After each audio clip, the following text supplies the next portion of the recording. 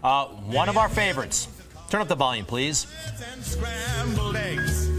All right, we're just listening to the theme song. That's okay. From Frasier, from 1994 to about 2005. These guys, well, that's how I first noticed David Hyde Pierce. This show. I think it's okay to say that's what made you super duper famous, David Hyde Pierce. Totally put them on the map. Yeah, there with Kelsey Grammer. One of the most hilarious programs ever.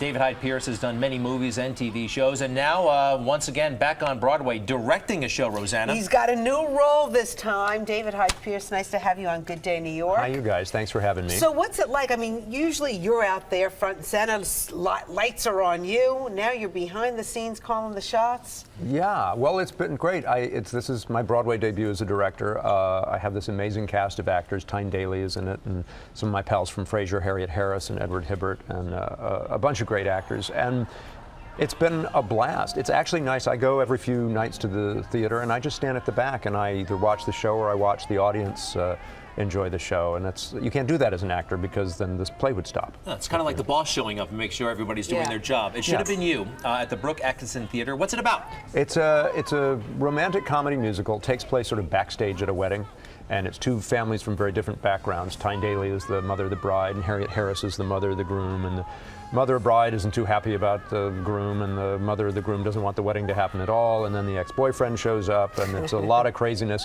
and then there's a huge twist in the middle of it. It's great. That's one of the reasons I go to the show, is I stand back and watch the audience when this twist happens, and they all gasp, and then they laugh for 5 minutes. Can you see yourself in the show? I mean, would you ever consider stepping in? I bet you know all the words, all the lines. I know a lot of the words. You know how I can see myself in the show? I'm sorry, it's lines, right? Yeah, no, I'm sorry. But the lines are made up of words. Right. So if you don't have words, you don't have lines. That's the rule. Great point. See,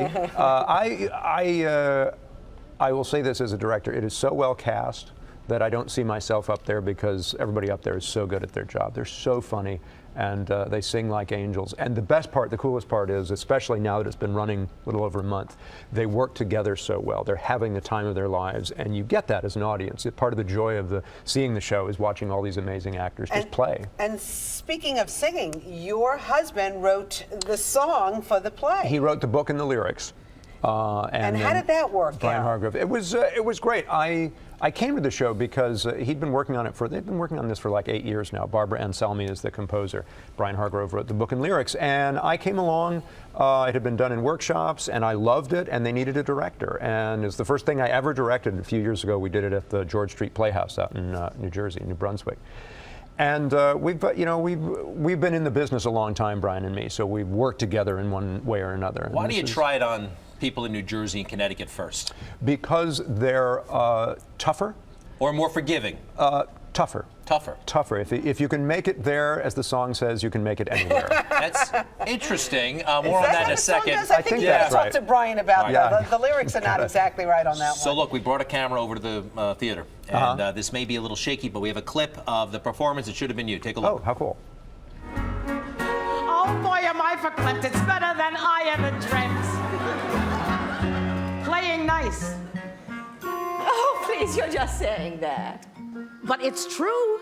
It's like your whole face has been lifted. Hello? Seems like the audience loves it. Well, they do. That was Tyne Daly. Right. And Harriet Harris, mother of the bride, mother of the groom, at the hair salon in the hotel on the day of the wedding. It all takes place in one day on the day of the wedding, and it just all hell breaks loose. It sounds funny. David Hyde Pierce, where'd you grow up? Upstate New York, Saratoga Springs. And did you always pretty up there. Yeah, it's horse beautiful. country. Yeah. You always wanted to be an actor?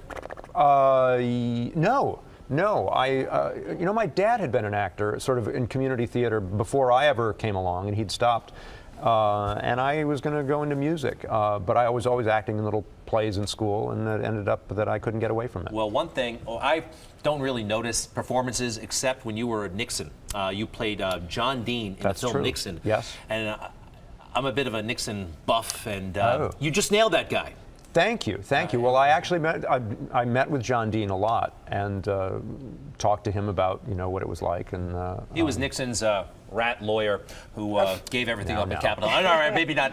You're right. You're right. Withdrawn. He's the guy who came clean. Okay. More. So tell us about, are you thinking about getting back into acting? What's going on that Oh, yeah, front? I haven't given up acting at all. I'm going to direct another show, a new play by David Lindsay Bear called Ripcord, which we're doing for Manhattan Theater Club in the fall. So that's my next project's a directing project. Good. But after that, I'll probably act in something again. I feel like the Frasier cast is here and on Broadway, and they're kicking up. We're with all over the Kelsey. place. I got 2 of them in my show. Right. Kelsey's got a show on Broadway. Yeah. You guys hang out at all? You and Kelsey? We have. Yeah, we do. We just saw each other on another talk show, which I won't mention, a few weeks ago. And but yeah, we'll grab. I was out directing a show in L.A. and a bunch of us all got together. Jane and Perry, who played Roz and Daphne, and Kels, and some of the writers. They came to see your show already, right? Yes, they came to the opening night. Yeah, we even though we don't all live in the same town, we're still a very close group. That was a wonderful time. What do you like to do when you're not working? Because now you're a New Yorker. Yeah. Yeah, well, I go to the theater here. I go to concerts here a lot. I go to Carnegie Hall. I go to, there's this great orchestra, the Orchestra of St. Luke's, that I'll go to anything they do.